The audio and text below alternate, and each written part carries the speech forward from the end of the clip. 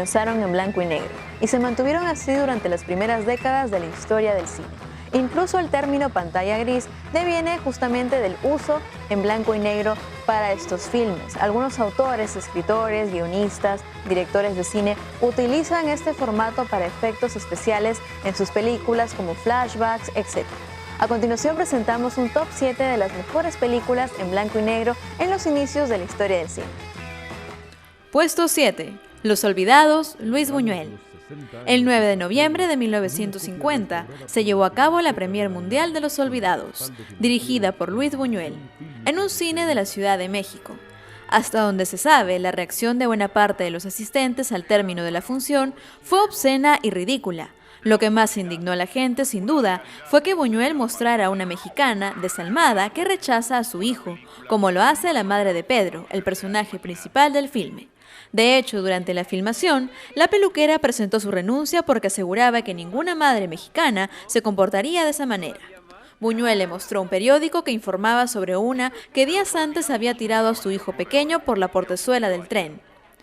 Luis Buñuel no se inventó nada de lo que pasa en Los Olvidados. Durante medio año, unas veces con su escenógrafo, el canadiense Edward Fitzgerald, otras con Luis Alcoriza, pero generalmente solo, el cineasta se dedicó a recorrer las ciudades perdidas de la zona metropolitana, tan similares a las que vemos hoy en día. Según narra en sus memorias, se iba vestido con sus ropas más viejas, observaba el comportamiento de la gente, hacía preguntas, tomaba fotografías y anotaba todo en un cuaderno. Pese a que su equipo de filmación sabía que el guión se sostenía sobre una base de realismo bien documentada, durante el rodaje, Buñuel percibió y recibió diversas muestras de hostilidad de su propia gente. Un técnico, por ejemplo, le preguntó un día, ¿por qué no hace una verdadera película mexicana en lugar de una película miserable como esta? El rechazo social a Los Olvidados se reflejó durante los 4 días que duró en cartelera. Los exhibidores, presionados, ni siquiera la dejaron vivir una semana.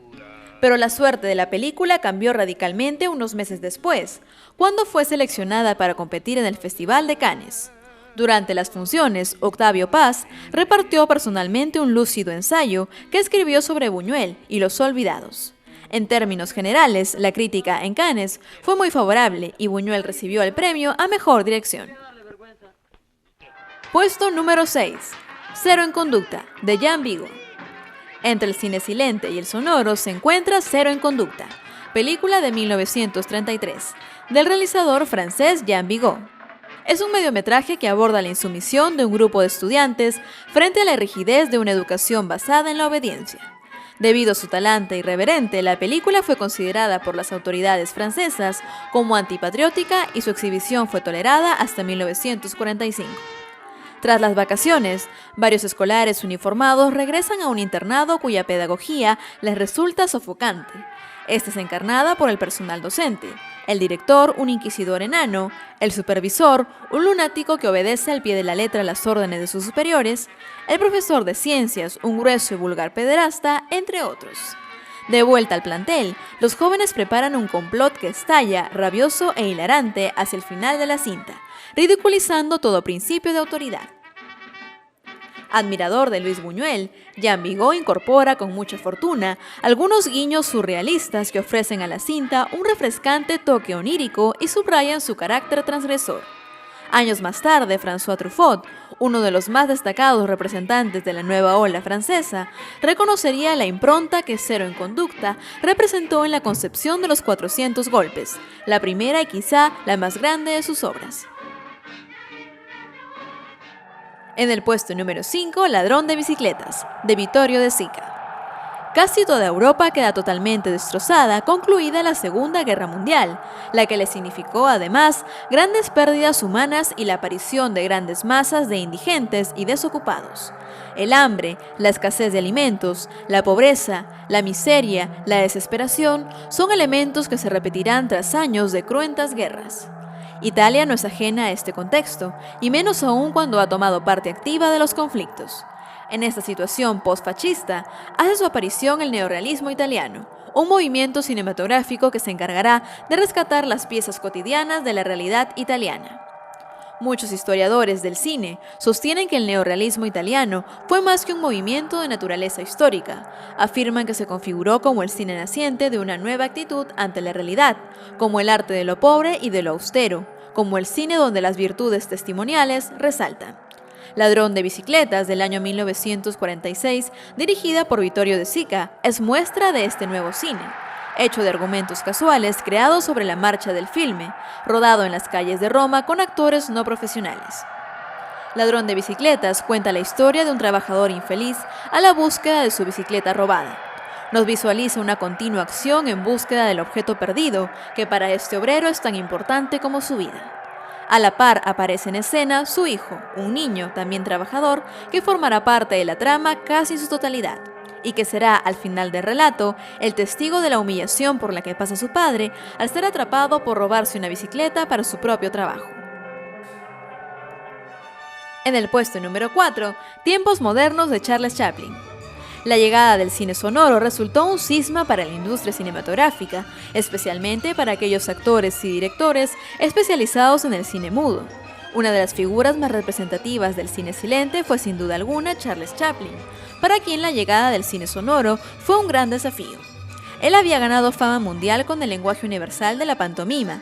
Si el pequeño vagabundo y sus otros personajes comenzaban a hablar en inglés, pronto serían incomprensibles para gran parte del público internacional. Una perfecta muestra de la ideología y el trabajo de Chaplin es la película Tiempos modernos, rodada entre 1932 y 1936. Fue dirigida, escrita, musicalizada y producida por el propio Chaplin. Esta fue su primera película después de su éxito Luces de la ciudad en 1931, estrenada 9 años después del advenimiento del cine sonoro. Sin embargo, decidió evadir la oportunidad que existía de incorporar diálogos y música. Con Tiempos modernos, Chaplin protestaba en contra del cine sonoro sincronizado. Este fue su último filme de larga duración del cine mudo, pues no se utilizan diálogos tradicionales. Las voces han sido sincronizadas en la película, los sonidos no emanan de las máquinas y la voz real de Chaplin se oye cantar una canción de Imaginarios, El sinsentido del Galimatías. Efectos de sonido y una banda sonora original, con la inclusión de diversos temas musicales como Aleluya, soy un vago, Canción del prisionero y En la noche a la luz de la luna, complementan y destacan su pantomima. Puesto número 3, El acorazado Potemkin, de Sergei Eisenstein. En 1925, con motivo de la conmemoración del 20º aniversario del fallido golpe revolucionario de 1905, el gobierno encargó al joven director Sergei Eisenstein, quien había recogido un gran éxito con su primer largometraje, La huelga, la realización de una película sobre los hechos. El gobierno ruso encargó al joven director Sergei Eisenstein, quien había recogido un gran éxito con su primer largometraje, La huelga, la realización de una película sobre los hechos. La idea inicial de Eisenstein al escribir el guión era filmar la sublevación de 1905, preludio de la Revolución Rusa de 1917. La idea inicial de Eisenstein al escribir el guión era filmar la sublevación de 1905, preludio de la Revolución Rusa de 1917, desde la guerra ruso-japonesa hasta el levantamiento contra el zar. El rodaje de Leningrado se vio interrumpido con contratiempos meteorológicos y el equipo se trasladó a la ciudad portuaria de Odessa, donde estaba previsto filmar algunas escenas de la película. Puesto número 2. Metrópolis, Fritz Lang. Su director, Fritz Lang, nacido en Viena en 1890, fue hijo de Anton Lang, arquitecto jefe de la ciudad, y de Paula Schlesinger, de ascendencia judía. El propio Lang comenzaría los estudios de arquitectura para terminar entregándose más tarde al incipiente medio cinematográfico. Su formación inicial es importante para comprender Metrópolis, pues uno de sus elementos más recordados es el diseño arquitectónico futurista. El propio Lang contaba que tuvo la idea original de Metrópolis en 1924 al contemplar desde un puerto los rascacielos de Nueva York en la noche. El guión de Metrópolis fue escrito por Lang y su esposa Thea von Harbaugh y supuso el proyecto más caro y ambicioso de la famosa productora UFA. Las dramatizadas interpretaciones han quedado un tanto arcaicas y su trama, iniciada de manera magistral, con unas hipnóticas imágenes que plasman de manera escalofriante la alienación de la masa en un mundo deshumanizado, deviene finalmente en un cándido idealismo poco satisfactorio, llamado distopía, lo contrario de la utopía.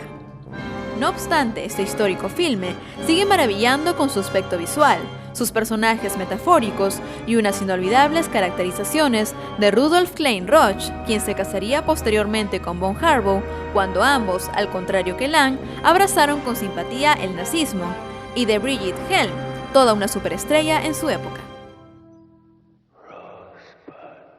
En el puesto número 1, Ciudadano Kane, Orson Welles.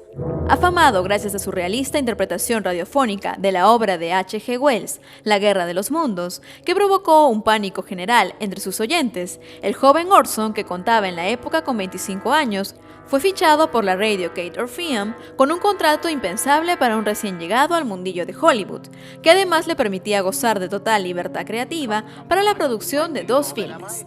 El primero de ellos se iba a titular American, más tarde rebautizado como Ciudadano Kane, y contaba la historia de un magnate de nombre Charles Foster Kane, interpretado por el propio Wells, dotado de un gran parecido con el opulento hombre de negocios William Randolph Hearst, que por cierto atacaría en sus medios de comunicación al filme e intentaría que la película no se distribuyese. Wells se llevó consigo a sus compañeros del Mercury Theatre, entre ellos su gran amigo Joseph Cotten, y comenzó a rodar la historia. Se rodeó de innumerables talentos. El intrincado guión lo escribió con Herman J. Mankiewicz. El extraordinario trabajo de fotografía fue de Greg Toland, que comentaría posteriormente que se sentía sorprendido y entusiasmado por las audaces ideas del genio, y la música fue escrita por el gran Bernard Herrmann. El resultado de este encuentro fue una obra maestra rotunda, al margen de su intachable guión, que aborda temas como la futilidad vital, la nostalgia, el valor de la sencillez o la ambición. Su conseguida tonalidad, dominada por una evocación melancólica, Ciudadano Kane deparó multitud de avances técnicos, como una elaborada puesta en escena, la utilización detallada del gran angular y profundidad de campo, la fuerza de sus angulaciones y encuadres, transmisores de una enorme expresividad, un juego de luces y sombras derivado de su gusto por el expresionismo alemán, la fluida capacidad para mover la cámara más allá del encuadre, el genial uso del montaje o su innovador empleo del sonido como engranaje narrativo. Una palabra ya mítica, Rosebud, desencadena la historia, y un hombre, el genial Orson Welles, marca con esta película el devenir del cine contemporáneo.